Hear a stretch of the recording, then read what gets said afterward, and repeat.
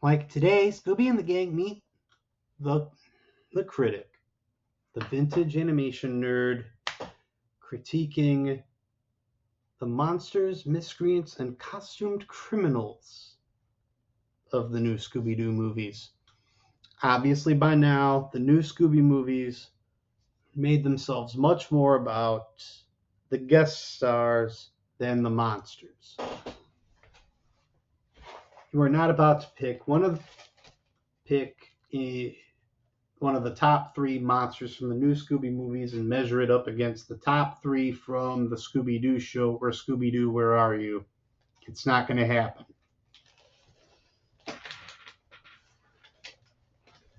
And I made it very clear last year about this time that I'm a huge fan of the guest stars from the new Scooby-Doo movies. I mean, I liked the opening credits the best of all out of the first three iterations of Scooby that I was watching. I mean, the opening theme song, the opening credits with the celebrity guest appearances intact is what made the new Scooby movies what it was for me. However, there were monsters and masked miscreants wandering around. And being Scooby-Doo, they deserve addressed. This Halloween season, I'm looking at the top 10 costumed crooks and monstrous miscreants of the new Scooby movies. I give you my case.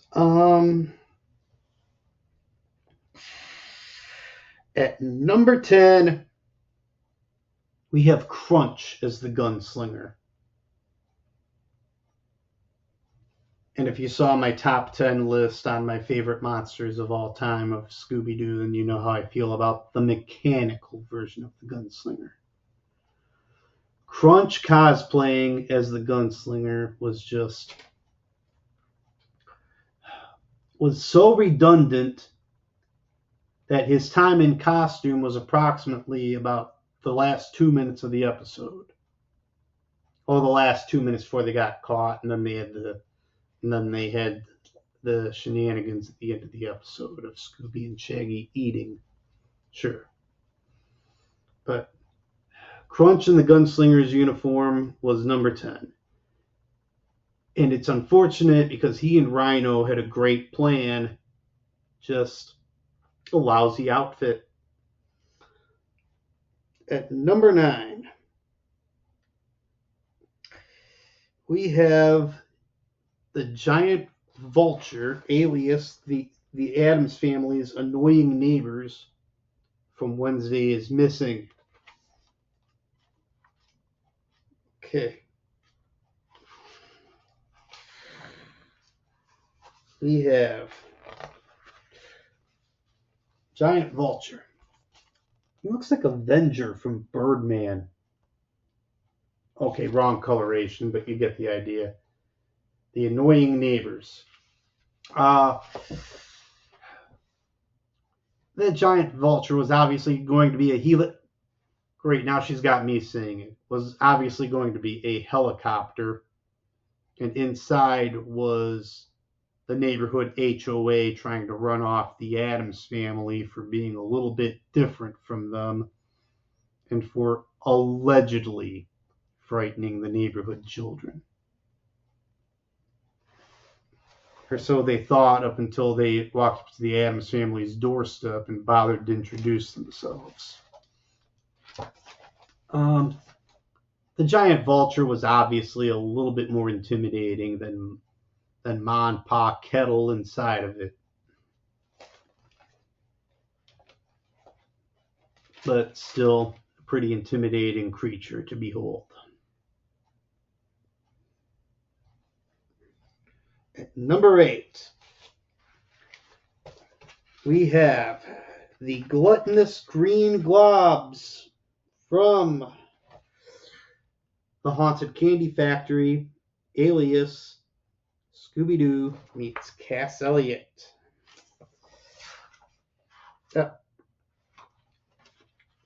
Green globs. Now I want to address something. By now, Mama Cass, well, by the time this episode aired, Mama Cass would die a year later. By now, she had lost a lot of weight due to her illness. What does Hanna-Barbera do? They make Mama Cass the butt of about 45 minutes of fat jokes. And some of it is actually self-deprecating humor, which would be, okay, coming from her, of course, simply coming from her. But I mean, I want to know who was forcing her to voice this character, who was coercing her that this would be funny. And then we have Shaggy making fun of how much someone else eats. Who's the real monster here? Who's the real monster here? Writers, creators, Hanna-Barbera. All right. That's enough of that. Number 7, the ghost. The ghost of Bigfoot from Scooby-Doo meets Laurel and Hardy.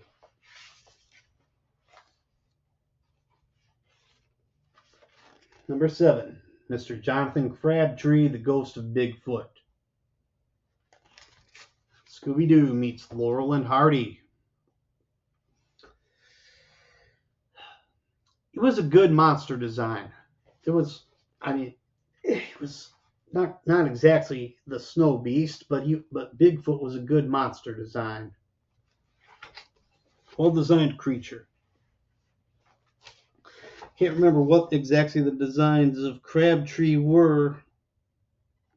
Oh, Stolen Car Factory, right.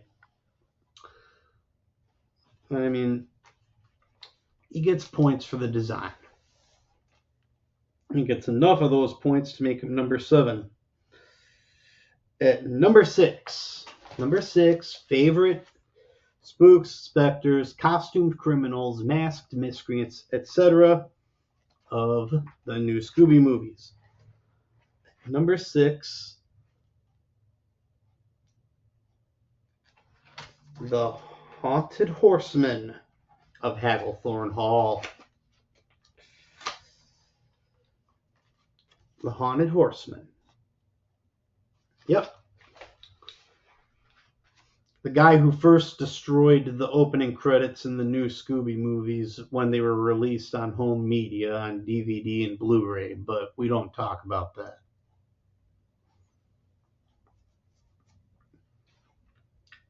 Again, these were always my favorite episodes, but these were my favorite episodes growing up because it started with the opening credits being my favorites. Apparently, you remove the Addams Family and Batman and Robin and Laurel and Hardy from the opening credits, and they're tarnished to me. I don't know. Well, the Haunted Horseman of Hagglethorne Hall was haunting Davy Jones, the sole monkey to ever appear on the new Scooby movies. In hindsight, Mickey Dolenz was the only one who moved on to become a voice actor for anyone but an animated version of Mickey, but it's another story for another time.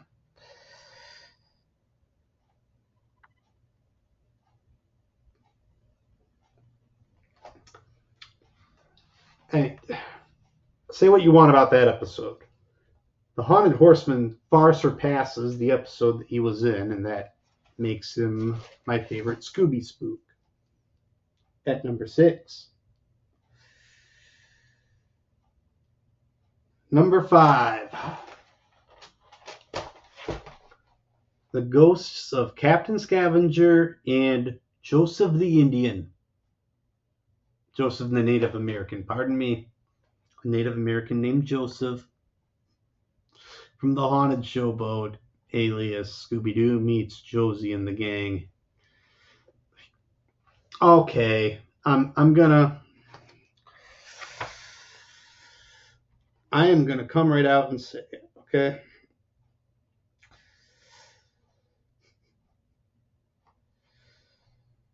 All right. 97. Okay. Are you ready?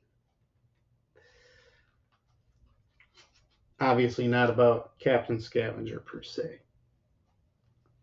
But there he is. Great designed costume.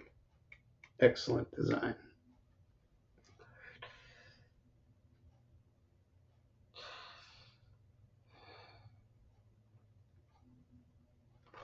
Apparently he's not in here.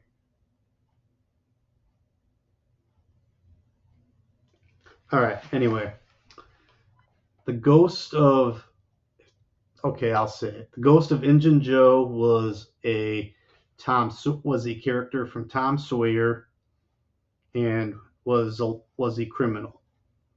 My thoughts on Injun Joe, a fictional character and a criminal, do not reflect my thoughts on Native Americans, and I'm not the one who wrote Tom Sawyer and named this guy Injun Joe. Nor did I write the Haunted Showboat and write him in there. Great costumes by both Scavenger and Joseph the Native American.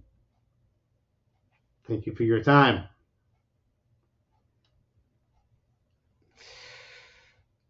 Number 4. Here we go.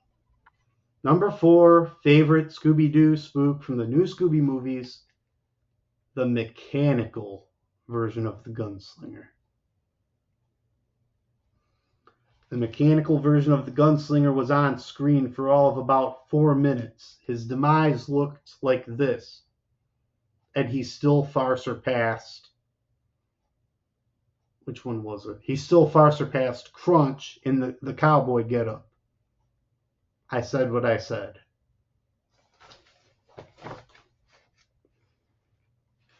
Number 3. At number 3, Jadal the evil djinn from Mystery in Persia. Alias Scooby-Doo meets Genie.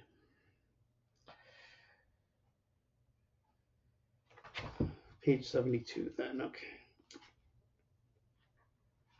Jadal the evil djinn.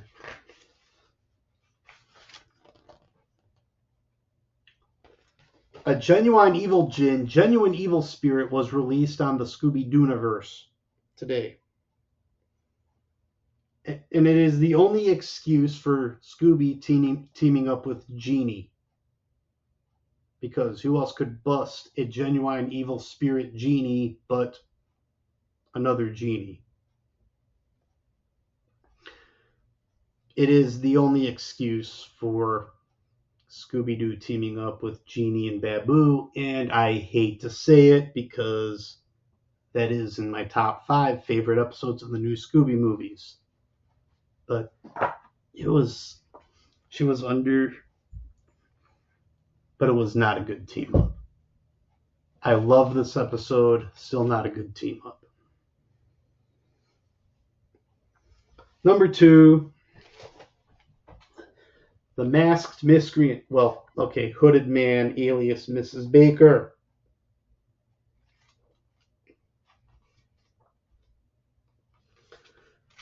The hooded ma'am, she looks, that ghost getup of hers is simply called the hooded man, but it works. It's a great design. I love it. And she was evil enough in her own right.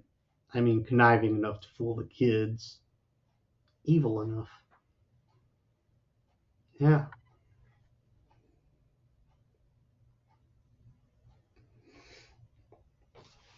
And at number 1, favorite crooks and criminals, spooks and specters, costumed kooks. to go up against Scooby and the gang. They are shared by the Joker and the Penguin. I mean, look at this. Forget the troll, forget the dryad. What are these but costumes? Costumed criminals.